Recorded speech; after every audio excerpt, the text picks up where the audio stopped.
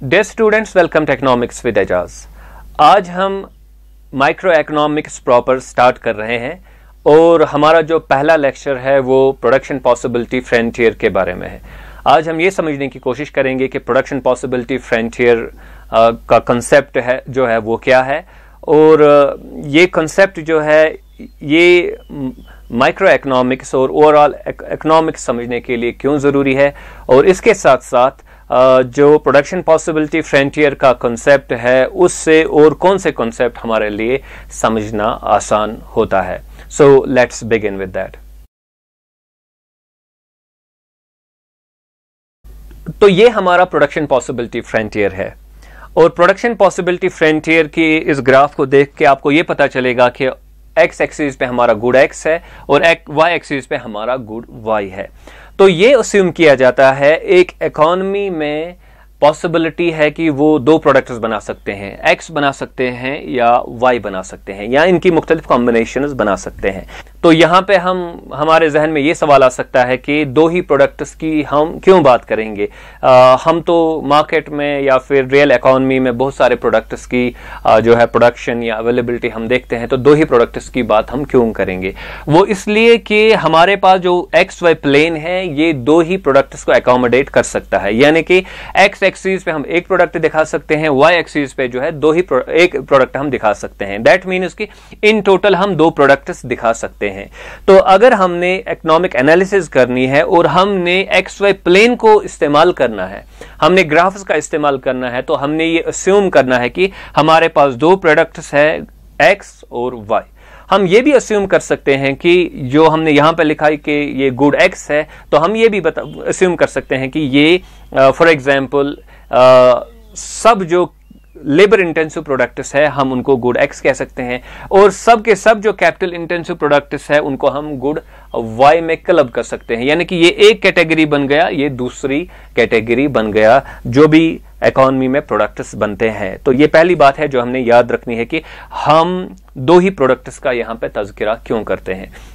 तो अब आप यहां पे देख सकते हैं कि हमारे पास एक कर्व है जो ए से बी सी डी और ई तक है, यानी कि ए से शुरू होके ई तक जो है ई पे जो है खत्म हो जाती है एक कर्व। अब ये कर्व हमें क्या बताती है? ये कर्व जो है जाहिर सी बात है कि कोई भी जो पॉइंट होगा एक्स वाई प्लेन में वो हमें कॉम्बिनेशन बताएगा of X and of Y. ये ग्राफ का रूल है, तो वो हमें कॉम्बिनेशन बताएगा ऑफ एक्स एंड वाई। तो इसी तरह जब हम ए से शुरू होके ई पर आएंगे, फ्रॉम बीच में पॉइंट्स है बी सी और डी पॉइंट्स है, तो यहां पे भी बी सी डी या ए और ई ये भी combinations of X and Y है। तो हम ये बता सकेंगे just by looking at this production possibility frontier, तो हम ये बता सकेंगे कि प्रोडक्शन पॉसिबिलिटी फ्रंटियर बुनियादी तौर पर combinations of X and Y है, मुख्तलिफ combinations of good X and good Y है। तो अब इस प्रोडक्शन पॉसिबिलिटी फ्रंटियर की खुसूसियत क्या है? इस प्रोडक्शन पॉसिबिलिटी फ्रंटियर की खुसूसियत ये है कि ये हमें ये बताता है कि जब हम अपने पूरे के पूरे रिसोर्सेज जो हमारी इकोनॉमी में होंगे, जब हम उनको इस्तेमाल करेंगे और हमारे पास जो टेक्नोलॉजी होगी उसका इस्तेमाल करेंगे, तो ये है हमारी पॉसिबिलिटीज प्रोडक्शन की। हम एक्स बना सकते हैं, वाई बना सकते हैं और इनकी मुख्तलिफ कॉम्बिनेशंस बना सकते हैं। यानी कि हम टेक्नोलॉजी का यूज करेंगे, हम फिर अपने रिसोर्सेज का यूज करेंगे, तो हमारी जो पॉसिबिलिटी है कि हम क्या बना सकेंगे, दैट इज ए टू सी। तो ये बी भी पॉसिबिलिटी है, सी भी पॉसिबिलिटी है और डी भी पॉसिबिलिटी है। इसी तरह आप कोई भी पॉइंट अगर लेंगे इस कर्व पे, तो वो भी मुख्तलिफ पॉसिबिलिटीज हमारे लिए है कि हम कौन से कॉम्बिनेशन में एक्स और वाई को बना सकते हैं। तो ये दूसरी चीज है जो हमने याद रखनी है प्रोडक्शन पॉसिबिलिटी फ्रंटियर के बारे में। यानी प्रोडक्शन पॉसिबिलिटी फ्रंटियर हमें यह बताता है कि जब हम पूरा अपने रिसोर्सेज और टेक्नोलॉजी को यूज करेंगे तो मैक्सिमम हम क्या बना सकेंगे और वो कौन सी कॉम्बिनेशंस होंगी, वही हमें प्रोडक्शन पॉसिबिलिटी फ्रंटियर बताता है। तो अगर हम पॉइंट ई पे बनाते हैं, प्रोडक्शन करते हैं, तो इसका मतलब ये हुआ कि हम यहां से यहां तक जो है एक्स बनाते हैं, एक्स की प्रोडक्शन करते हैं, लेकिन हमारी वाई की प्रोडक्शन जो है वो जीरो होगी। At that time we are not producing Y. तो इसी तरह अगर हम पॉइंट ए पे बनाते हैं तो इट मीन्स के हम वाई तो बनाते हैं, यहां से यहां तक तो वाई बनाते हैं, लेकिन इतना क्वांटिटी वाई का बनाते हैं, लेकिन हमारे एक्स की प्रोडक्शन जो उस वक्त होगी वो जीरो होगी। तो यहां पे x का वैल्यू पॉजिटिव है, y का वैल्यू जीरो है, यहां पे y का वैल्यू कोई पॉजिटिव वैल्यू है, लेकिन x का जो वैल्यू है वो जीरो है। तो ये जो अब बीच वाली कॉम्बिनेशंस हैं, जैसे कि हम b लेंगे, तो b पॉइंट पे अगर हम प्रोडक्शन करते हैं तो उसका मतलब ये हुआ कि हम जो है इतना क्वांटिटी यहां से यहां तक, इतना क्वांटिटी जो है हम x का जो है प्रोड्यूस करते हैं, और y की जो क्वांटिटी होगी वो इतनी होगी, यानी कि यहां से यहां तक हम y की क्वांटिटी जो है प्रोड्यूस करते हैं। तो अभी जितना हम राइट साइड जाएंगे x की क्वांटिटी में इजाफा होगा, और y की क्वांटिटी में जो है y की क्वांटिटी में हम रिडक्शन देखेंगे। तो ये मुख्तलिफ पॉसिबिलिटीज है। देखिए, तो हम ये कंक्लूड कर सकते हैं कि ए, बी, सी, डी और ई जो है ये मुख्तलिफ combinations of X and Y है जो हम प्रोड्यूस कर सकते हैं with given resources and given technology, जो भी हमारे पास रिसोर्सेज और टेक्नोलॉजी है। तो ये हमारा प्रोडक्शन पॉसिबिलिटी फ्रंटियर है, और इस वक्त हम इसका कर्व जो है इसके स्लोप पे फोकस करेंगे। तो हम ये जानते हैं पहले ही कि अगर एक स्ट्रेट लाइन होती है तो उसका स्लोप सेम रहता है, चेंज नहीं होता है from one end to another end, लेकिन जब एक कर्व हो तो उसका जो स्लोप है वो चेंज होता रहता है। तो फ्रॉम ए टू ई हमारा स्लोप जो है वो चेंज होता रहेगा। तो हर पॉइंट पे ये देखने के लिए कि स्लोप का वैल्यू क्या है, तो हमने एक टेंजेंट डालना है। तो मैंने यहाँ पे 3 पॉइंट्स का सिलेक्ट किए हैं, पॉइंट बी, पॉइंट सी और पॉइंट डी। अब ये स्लोप्स हमें क्या बताते हैं? देखिए, जैसे कि हमने इससे पहले भी ग्राफ्स में डिस्कस किया है कि ये जो स्लोप्स है, ये हर कोई स्लोप हमें 2 चीजें बताता है। एक, स्लोप का साइन हमें यह बताता है कि रिलेशनशिप कैसी है। दूसरा, स्लोप का मैग्नीट्यूड हमें यह बताता है कि अगर x में आपको इंक्रीज करना हो तो y में कितना साइमल्टेनियसली आपको डिक्रीज करना होगा। तो यहां पे हम देख सकते हैं कि स्लोप का जो साइन होगा वो नेगेटिव होगा, क्योंकि ये कर्व जो है डाउनवर्ड स्लोपिंग है, नीचे को जाती है, इसलिए इसका स्लोप जो है डाउनवर्ड है। और ये स्लोप्स बी, सी और डी पे हमें यही बताते हैं कि ये डाउनवर्ड है, डाउनवर्ड स्लोपिंग ये लाइन्स है। तो पहली चीज जो हम कंक्लूड करेंगे फ्रॉम दिस, क्योंकि इसका एक साइन जो स्लोप का है वो नेगेटिव है, तो इससे ये पता चलता है कि एक्स और वाई के दरमियान जो रिलेशनशिप है वो निगेटिव रिलेशनशिप है। उसका मतलब ये हुआ कि अगर आप चाहेंगे कि आप एक्स में इंक्रीज करें तो वाई में एट दैट टाइम आपको डिक्रीज करना होगा, या वाई में साइमल्टेनियसली डिक्रीज होगा। तो प्रोडक्शन पॉसिबिलिटी फ्रंटियर में फिर हम ये कह सकते हैं कि अगर आपको x में इजाफा करना हो तो y में नेचुरली साइमल्टेनियसली जो है उसमें कमी होगी, उसमें जो उसका वैल्यू जो है वो कम होगा। तो ये पहली चीज जो है जो हम समझते हैं। दूसरी चीज जो हम समझते हैं स्लोप की मदद से वो है जो स्लोप का मैग्नीट्यूड है।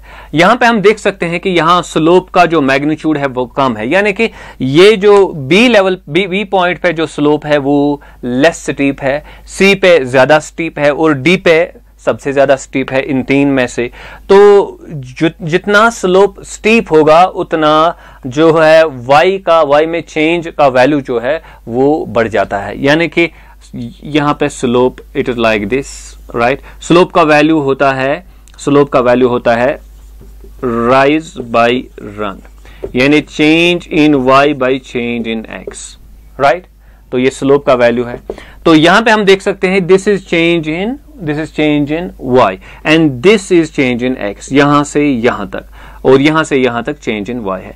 तो इस लेवल पे अगर हम जाएंगे तो ये देखिए यहां पे चेंज इन वाई में इजाफा हो गया, यहां पे इतना ही वाई था, यहां पे इतना ज्यादा है, और एक्स में तो कमी हो गई है, यहां पे एक्स का वैल्यू ज्यादा था, यहां एक्स का वैल्यू जो है वो कम है, चेंज इन एक्स। और यहां पे अगर आप देखेंगे यहां पे एक्स का वैल्यू बिल्कुल कम हो जाता है, लेकिन वाई का वैल्यू है जो है वो उसमें इजाफा होता जाता है। तो स्लोप से हमें दूसरी चीज जो पता चलती है जब हम प्रोडक्शन पॉसिबिलिटी फ्रंटियर को देखते हैं, तो वो ये है कि जितना आप राइट साइड जाएंगे, यानी जितना आप ज्यादा एक्स बनाएंगे, तो हर यूनिट एक्स बनाने के लिए आपको ज्यादा और ज्यादा अब y सैक्रिफाइस करना पड़ेगा, क्योंकि नेगेटिव स्लोप हमें यह बताता है कि x बढ़ाओगे तो y में कमी होगी, लेकिन स्लोप का मैग्नीट्यूड हमें यह बताता है अब कि जितना जितना आप ज्यादा राइट एक्सट्रीम पे जाओगे, जितना आप x ज्यादा बना रहे हो, तो हर यूनिट x बनाने के लिए, फर्दर x बनाने के लिए आपको अब ज्यादा से ज्यादा y जो है वो सैक्रिफाइस करना पड़ेगा। तो यहां पे आप देख सकते हैं कि यहां पे इतना आपको y सैक्रिफाइस करना पड़ता था, यहां पे इतना, ये जो यहां से यहां तक है इतना y सैक्रिफाइस करना पड़ता था, और यहां पे जो है यहां पे इतना y आपको सैक्रिफाइस करना पड़ेगा जब आपको, यानी कि x में इजाफा जब आपको देखना होगा, जब आप चाहते होंगे कि आपके x में इजाफा हो। तो ये दूसरी चीज है जो हमें स्लोप से पता चलती है। यहां पे हमारा एक इंपॉर्टेंट कॉन्सेप्ट है जिसको हम कहते हैं marginal rate of transformation x over y। उसका मतलब क्या हुआ? उसका मतलब ये हुआ कि देखिए, हम जब x में इंक्रीज करते हैं y में डिक्रीज होता है, तो जैसे कि हम y को जो है x में कन्वर्ट कर रहे हैं, जैसे कि हम y को जो है x में कन्वर्ट कर रहे हैं, ऐसा कुछ प्रोसेस हो रहा है। यानी कि अगर आप पॉइंट B से मूव करेंगे पॉइंट C की तरफ, तो आपके x में इजाफा होगा लेकिन आपके y में कमी होगी। जैसा कि ऐसे लगता है कि आपने y को जो है कन्वर्ट किया इनटू, ट्रांसफॉर्म किया इनटू x। तो इसलिए हम इसको कहते हैं मार्जिनल रेट ऑफ ट्रांसफॉर्मेशन। तो मार्जिनल रेट ऑफ ट्रांसफॉर्मेशन का मतलब क्या है? इसका मतलब यह है कि अगर आप एक यूनिट x में इजाफा कर रहे हैं, तो एट दैट टाइम आपका जो y है उसमें कितनी तब्दीली आती है, यानी कि इसमें कितनी कमी आ रही है। तो दिस इज द सेम जिसको हम स्लोप कहते हैं। अब आप खुद देख सकते हैं कि पॉइंट B पे जो है जो मार्जिनल रेट ऑफ ट्रांसफॉर्मेशन का वैल्यू कम होगा, फिर हम दाएं जाएंगे, राइट जाएंगे C पे, तो मार्जिनल रेट ऑफ ट्रांसफॉर्मेशन का वैल्यू बढ़ जाएगा, फिर हम और राइट जाएंगे तो मार्जिनल रेट ऑफ ट्रांसफॉर्मेशन का वैल्यू और बढ़ जाएगा। यानी कि पर यूनिट x हासिल करने के लिए आपको अब ज्यादा और ज्यादा y को जो है सैक्रिफाइस करना पड़ेगा। यहां पे हम और एक इंपॉर्टेंट कॉन्सेप्ट जो है सीख सकते हैं, और उसको हम अपॉर्चुनिटी कॉस्ट कहते हैं। अपॉर्चुनिटी कॉस्ट का मतलब ये है कि आप किसी खास चीज की प्रोडक्शन कर रहे हैं, तो एट दैट टाइम आपके पास चांस था, पॉसिबिलिटी थी कि आप किसी और चीज की प्रोडक्शन करते, लेकिन x में प्रोडक्शन करने की वजह से आप वो प्रोडक्शन आप नहीं कर सकते। तो जितना अब आप x में प्रोडक्शन कर रहे हैं और y की प्रोडक्शन फॉरगो आप कर रहे हैं, तो y की प्रोडक्शन जो आप छोड़ रहे हैं, नहीं कर रहे हैं, तो उस y के अमाउंट को जो है हम अपॉर्चुनिटी कॉस्ट कहते हैं। तो अगेन हम जो स्लोप है हमारा, या फिर मार्जिनल रेट ऑफ ट्रांसफॉर्मेशन से कंसेप्ट ऑफ अपॉर्चुनिटी कॉस्ट सीख सकते हैं। सिंपली क्या है कि हम x में इजाफा कर रहे हैं, तो ये तभी पॉसिबल है इसमें प्लस करना, इंक्रीज करना, जब इसमें हम कमी कर रहे हैं। तो यहां पे तो किसी खास अमाउंट की जो है कमी होती होगी और यहां पे किसी खास अमाउंट का एडिशन होता होगा, तो उसको ये यानी कि जो हम यहां पे कम कर रहे हैं, फॉरगो कर रहे हैं, नहीं प्रोड्यूस कर रहे हैं, उस अमाउंट को जो है उसको अपॉर्चुनिटी कॉस्ट हम कहेंगे, इस अमाउंट के लिए या इस प्रोडक्ट के लिए जो हम प्रोड्यूस कर रहे हैं। तो ये और एक इंपॉर्टेंट कॉन्सेप्ट है जो हम प्रोडक्शन पॉसिबिलिटी फ्रंटियर से सीख सकते हैं। तो जो हमारा प्रोडक्शन पॉसिबिलिटी फ्रंटियर है, ये जो फ्रंटियर है बजाते खुद ये जो कर्व है, राइट, जब हम इस कर्व पे किसी भी जगह बनाएंगे, प्रोड्यूस करेंगे कोई भी कॉम्बिनेशन, तो वो कॉम्बिनेशन एफिशिएंट है, क्योंकि हम उससे ज्यादा नहीं बना सकते। That is the maximum that we can produce. तो इसलिए इसको एफिशिएंट जोन कहेंगे, यानी कि जो ये प्रोडक्शन पॉसिबिलिटी फ्रंटियर है या इसके बिल्कुल क्लोज जो रीजन हमारा है उसको हम एफिशिएंट जोन कह सकते हैं। लेकिन जो प्रोडक्शन पॉसिबिलिटी फ्रंटियर के बाहर वाला जो एरिया है उसको हम इम्पॉसिबल या फिर अनअटेनेबल जोन कह सकते हैं, क्योंकि हम वहां पे प्रोडक्शन नहीं कर सकते। और तीसरा जो हमारा जोन है वो इंफीरियर जोन है, जो प्रोडक्शन पॉसिबिलिटी फ्रंटियर के अंदर वाला जो एरिया है जो इसने कवर किया हुआ है between these two x axis and y axis, तो इसको हम इंफीरियर जोन कहते हैं, क्योंकि यहां पे जो प्रोडक्शन होगी उसमें पॉसिबिलिटी थी कि हम उसमें इजाफा कर पाते। तो 3 जोन है हमारे पास, एफिशिएंट है एक, इम्पॉसिबल और अनअटेनेबल जोन है, और फिर हमारा इंफीरियर जोन है। तो अभी हम ये देखेंगे कि इस जोन को एफिशिएंट और इसको इंफीरियर या फिर इसको अनअटेनेबल या इम्पॉसिबल जोन क्यों कहते हैं। Let us see that. देखिए यहां पे मैंने 2 पॉइंट्स लिए, पॉइंट ए और पॉइंट बी। वहां पे हमारे कॉम्बिनेशंस है एक्स एंड वाई के जो हम प्रोड्यूस कर सकते हैं। सपोजिंग हम पॉइंट ए पे है अभी, तो पूरे प्रोडक्शन पॉसिबिलिटी फ्रंटियर पे हम एक ही पॉइंट पे एक वक्त में हो सकते हैं, तो प्रोडक्शन एक ही पॉइंट पे होती है। तो मैं अब ये चाहता हूं कि ए पॉइंट पे हमारा x1 इतना है, तो मैं अब ये चाहता हूं कि मैं x में इंक्रीज करूं। तो अगर मैंने x में जो है इंक्रीज किया और y में कोई रिडक्शन नहीं हुई, तो इसका मतलब यह है कि देयर इज अ पॉसिबिलिटी मैं कुछ ऐसा कर रहा हूं कि विदाउट रिड्यूसिंग y मैं x में इजाफा कर रहा हूं, तो मैं इंप्रूवमेंट कर रहा हूं। तो पुराना जो मेरा स्टेट था मैं उससे बेहतर जो है अभी प्रोडक्शन कर रहा हूं। लेकिन जब मैं x में इंक्रीज कर रहा हूं, for example I move x from x1 to x2, तो हम पॉइंट b पे आते हैं, तो यहां पे हमें यह पता चलता है कि साइमल्टेनियसली हमें y में डिक्रीज करना पड़ता है। तो इससे हमें यह बात पता चलती है कि पॉइंट a जो है ये पॉसिबल नहीं है कि जो वहां पे x और y की प्रोडक्शन हो रही है, ये पॉसिबल नहीं है हमारे पास कि हम x की प्रोडक्शन में इजाफा करें विदाउट रिडक्शन इन y, या फिर ये पॉसिबल नहीं है कि हम जो है y में इजाफा करें विदाउट रिडक्शन इन x, ये पॉसिबल नहीं है। तो इसको हम एक एफिशिएंट पॉइंट कहते हैं, यानी कि जहां पे ये पॉसिबल नहीं हो कि हम एक वेरिएबल में एक कमोडिटी में इंक्रीज करें और दूसरी कमोडिटी जो है वो कांस्टेंट रहे, तो उसको हम एफिशिएंट पॉइंट नहीं कहेंगे। तो वो पॉइंट जहां पे ये पॉसिबिलिटी ना हो कि हम एक में इजाफा करें without reduction in another one, तो उसको हम एफिशिएंट पॉइंट कहेंगे। तो यहां पे इस along this production possibility frontier अगर आप चाहे कि आप एक वेरिएबल में इंक्रीज करें और दूसरे में रिडक्शन ना हो, ऐसा मुमकिन नहीं होगा, राइट। तो देयरफॉर इसको इंप्रूव नहीं किया जा सकता, इससे बेहतर लेवल पे हम नहीं जा सकते, इसलिए इसको जो है हम एफिशिएंट जोन कहते हैं। लेट अस सी अंदर वाले जोन को इंफीरियर जोन क्यों कहते हैं। देखिए मैंने एक पॉइंट लिया, पॉइंट L, जो with in production possibility frontier है। पॉइंट L एक ऐसी पोजीशन है जहां पे हम एक कॉम्बिनेशन बनाते हैं x की और y की, वो हम देख रहे हैं यहां पे।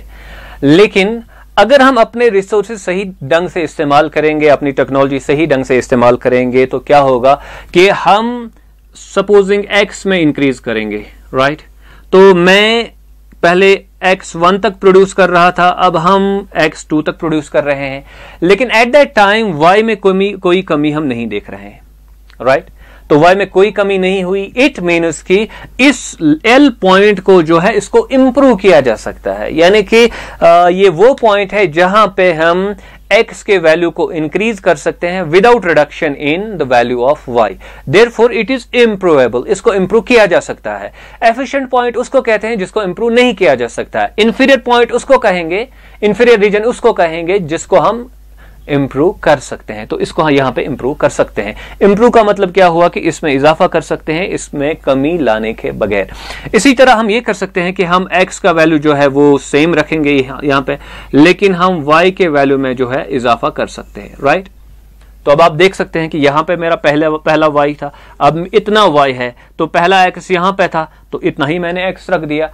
तो इस पॉइंट पे देखेंगे तो पहले x यहां था, x यहां ही रहता है, जब मैं ऊपर चला जाता हूं यहां पे, लेकिन y में इजाफा होता है, तो इतना मेरा गेन हो रहा है। तो इट मीन्स कि L पॉइंट वैसा है कि हम जो है y की प्रोडक्शन में इजाफा कर सकते हैं x की प्रोडक्शन को कम किए बगैर। तो देयरफॉर L जो है ये एक इंफीरियर पॉइंट है। क्यों? क्योंकि इसको इंप्रूव किया जा सकता है, इसमें जो है बेहतरी लाई जा सकती है। तो कोई भी पॉइंट अगर आप लेंगे जो प्रोडक्शन पॉसिबिलिटी फ्रंटियर के अंदर आ रहा हो, तो उसमें इसी तरीके का इंप्रूवमेंट हम देख सकते हैं। और तीसरी पॉसिबिलिटी हमारी ये है, हम ऐसे इस पॉइंट पे जाएंगे। देखिए अब यहां पे क्या हो रहा है, हम x में भी इजाफा देख रहे हैं यहां से यहां तक, और हम y में भी इजाफा देख रहे हैं यहां से यहां तक, यानी कि दोनों में इंक्रीज हो रहा है, x में भी इंक्रीज हो रहा है, y में भी इंक्रीज हो रहा है। तो इससे यह पता चलता है कि L हमारा वो पॉइंट था जहां पे इंप्रूवमेंट जो है वो पॉसिबल थी। हम x में इजाफा कर सकते थे, y में इजाफा कर सकते थे, it was possible at point L। तो L इसलिए इंफीरियर पॉइंट है। तो कोई भी आप पॉइंट लेंगे इस रीजन में जो प्रोडक्शन पॉसिबिलिटी फ्रंटियर के नीचे आता है, तो उसको इसी तरह इंप्रूव किया जा सकता है। दैट मीन्स कि ऑल द पॉइंट्स, सब पॉइंट्स जो प्रोडक्शन पॉसिबिलिटी फ्रंटियर के नीचे है, उनको हम इंफीरियर पॉइंट्स कह सकते हैं।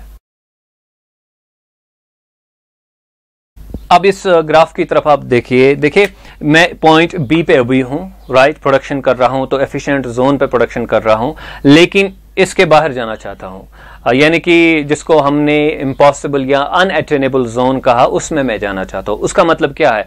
उसका मतलब ये है कि मैं यहां पर प्रोडक्शन करना चाहता हूं। अब देखिए यहां पे जो है हमारे एक्स की प्रोडक्शन तो इतनी है, तो ये हमारा पहला वाला x है, अब ये x2 हुआ, यानी कि इतनी x की प्रोडक्शन यहां पे है। तो जब मैं चाहता हूं कि मैं अपनी x की प्रोडक्शन में इतना इजाफा लाऊं, साइमल्टेनियसली मेरे y में जो है कमी हो रही है, राइट। तो इसी तरह अगर इस पॉइंट पे आप देख सकते हैं कि हमारे y की प्रोडक्शन इतनी है, तो अभी मैं यहां से जाके मैं चाहता हूं कि मैं y पॉइंट पे मैं अपने y में इजाफा करूं, तो अभी मैं y में इजाफा कर रहा हूं। जब मैं यहां पे चला गया तो मेरे x में जो है वो there was reduction in X. तो इससे ये पता चला कि ये वो पॉइंट है जो हम अटेन नहीं कर सकते, क्योंकि ये पॉइंट पे अगर हम इतना एक्स हासिल करने की कोशिश करेंगे तो वाई में कमी होगी, अगर हम वाई हासिल करने की कोशिश करेंगे तो एक्स में कमी होगी। तो ये प्रोडक्शन पॉसिबिलिटी फ्रंटियर हमें अलो नहीं करेगा कि हम इससे बाहर चले जाएं, बल्कि पॉसिबिलिटीज यही हैं जो हम यहां से यहां तक की कर्व देखते हैं, यही हमारे लिए पॉसिबिलिटीज हैं। ये हमारा प्रोडक्शन पॉसिबिलिटी फ्रंटियर है, और हम ए से एच तक किसी भी पॉइंट पे जो है कोई भी कॉम्बिनेशन प्रोड्यूस कर सकते हैं given our resources and technology.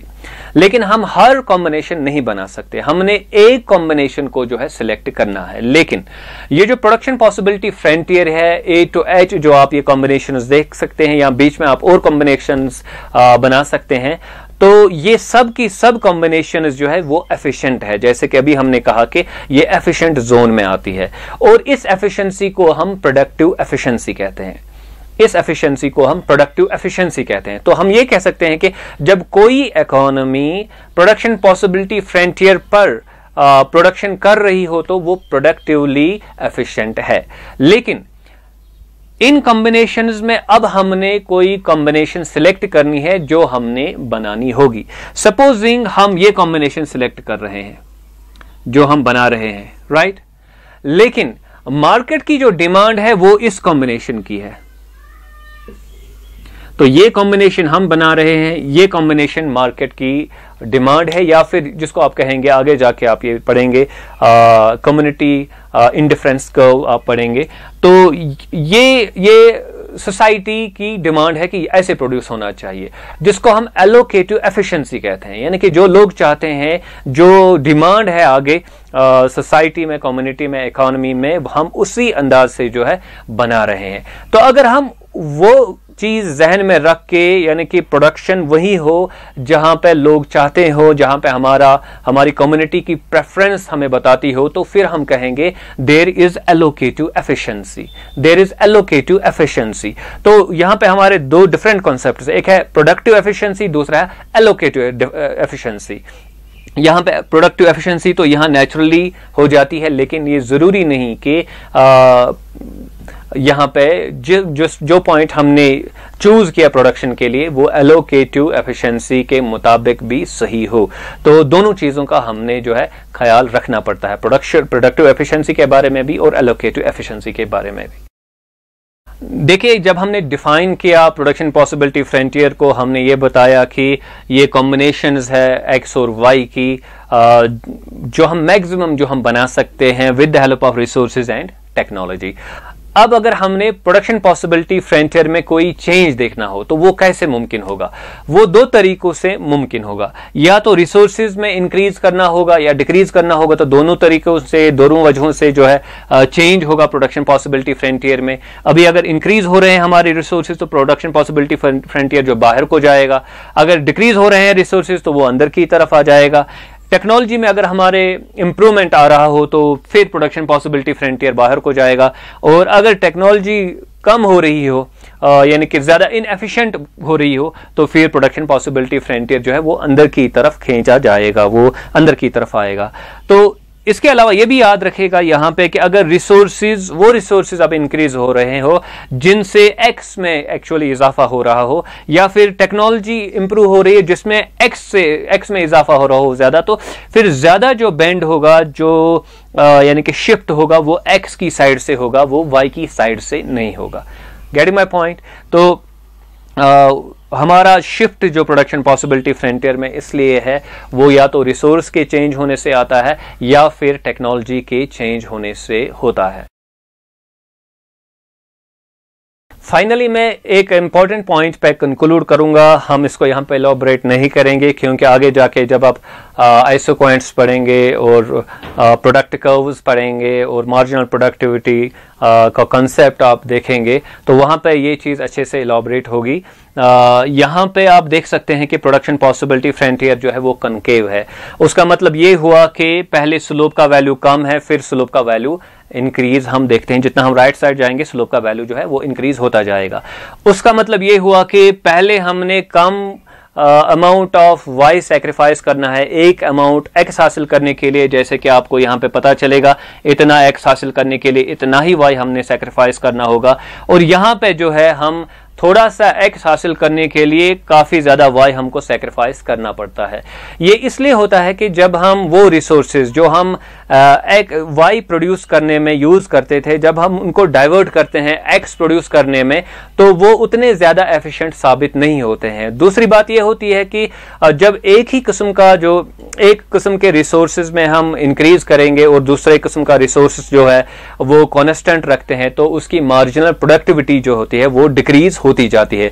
तो इसलिए हमें उसका ज्यादा और ज्यादा इस्तेमाल करना पड़ता है ताकि हम एक खास यूनिट ऑफ पर्टिकुलर प्रोडक्ट जो है वो बना सकें। तो यहां पे आप इतना याद रखिएगा कि बिकॉज रिसोर्सेज जो होते हैं जो एक्स और वाई बनाने में इस्तेमाल हम करते हैं वो इम्परफेक्ट सब्स्टिट्यूट्स होते हैं, और जो मार्जिनल प्रोडक्टिविटी होती है एक इनपुट की वो डिक्रीज होती है जितना उसमें इजाफा लाया जाए और दूसरा जो है इनपुट कांस्टेंट रखा जाए तो इसकी वजह से, या दूसरे इनपुट में उतना ज्यादा इजाफा ना लाया जाए तो इसकी वजह से जो है हमारी प्रोडक्शन पॉसिबिलिटी फ्रंटियर जो हमारा है वो कनकेव बन जाता है। आई होप कि प्रोडक्शन पॉसिबिलिटी फ्रंटियर के बारे में जो बुनियादी चीज़ें हमें मालूम होनी चाहिए थी, particularly higher secondary school level पे जो आपका इकोनॉमिक्स है वो सब चीज़ें हमारे लिए अब क्लियर है। यहाँ पे हम अपना लेक्चर कंक्लूड करते हैं। Do subscribe to my YouTube channel. Thank you very much.